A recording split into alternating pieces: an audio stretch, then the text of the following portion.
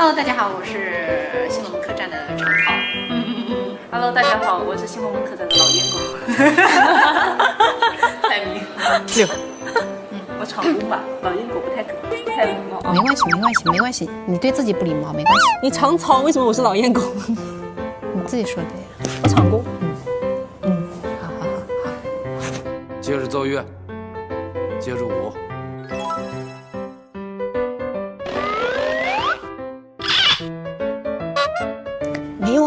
没有啊，我绝对不是最卷的那个吧？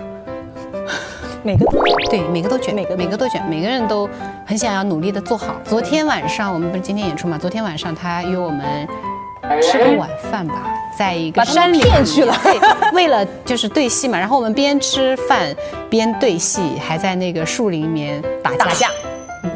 就是还挺浪漫的，又有萤火虫，又有蚊子，那个虫子叫什么？那个会扒拉住人的金龟子。对，还有好多因为他们怕金龟子，然后我把金龟子都抓了。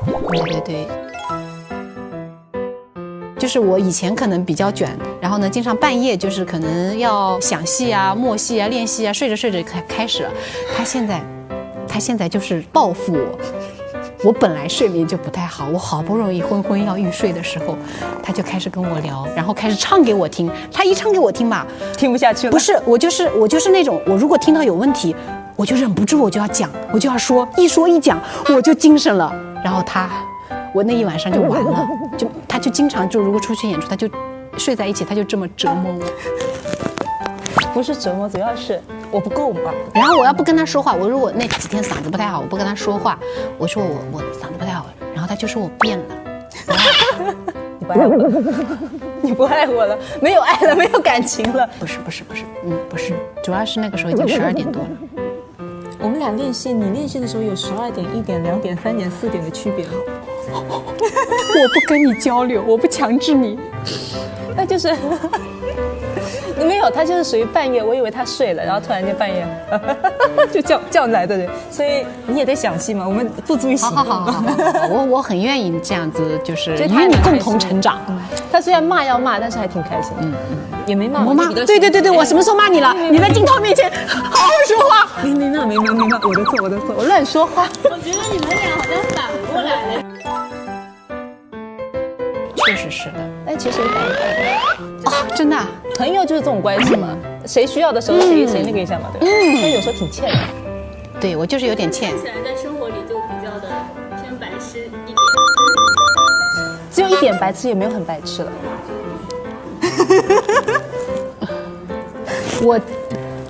我对于这个问题有那么一点点微微的。网上传说就是你要是离开了你闺蜜，连饭都不一定就是能吃上的那种。那她嫁人以后饭可没管过我啊。你再说一遍。偶尔管，我老公偶尔管。煮的汤进了谁的肚子啊？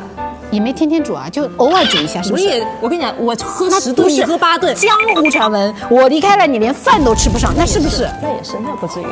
但也没好到哪里去啊。没死，没死。炒面一顿10分混乱。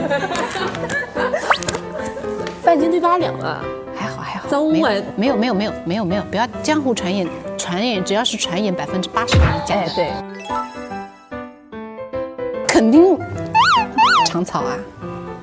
是周淮安不香了是吗？都香。哪个更香？现在贾婷比较香，演了周淮安之后再看看吧。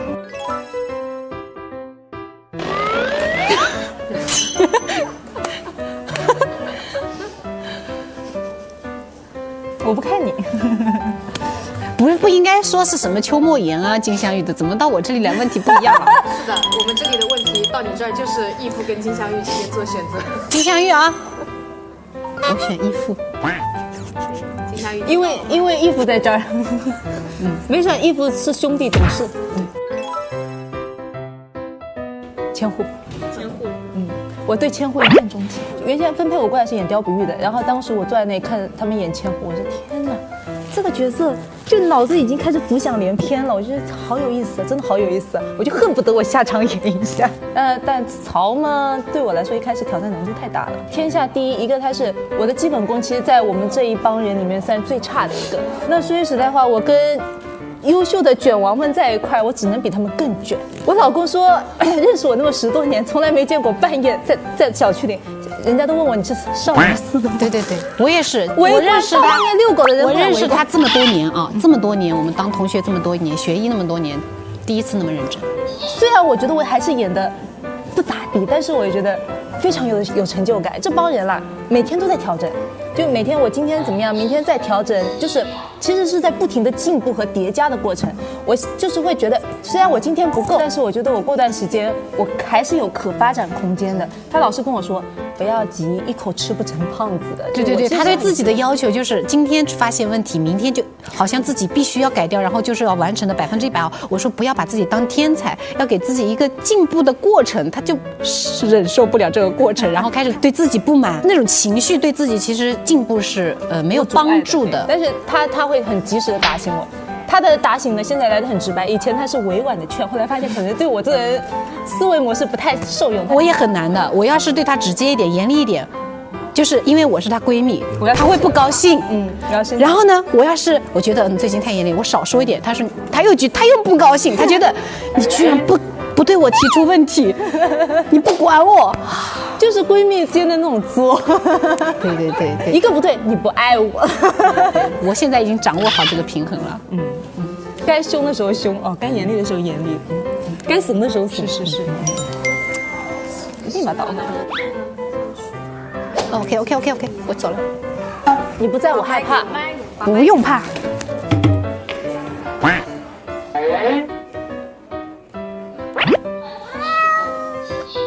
很怂的。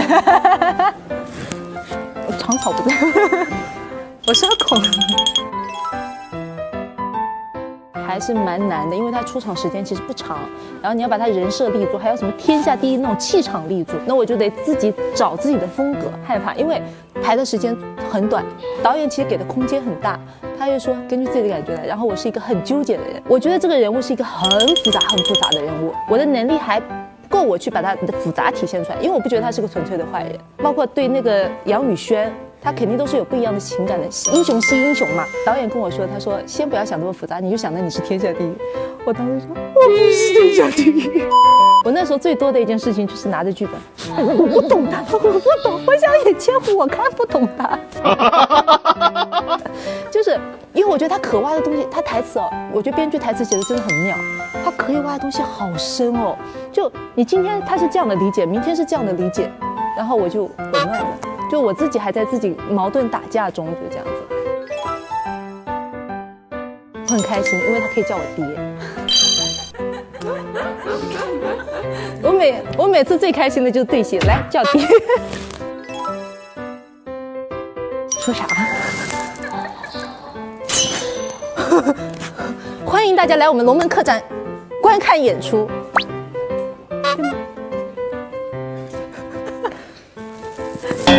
对不起，我应该穿千户的衣服来，可以吧？好，谢谢。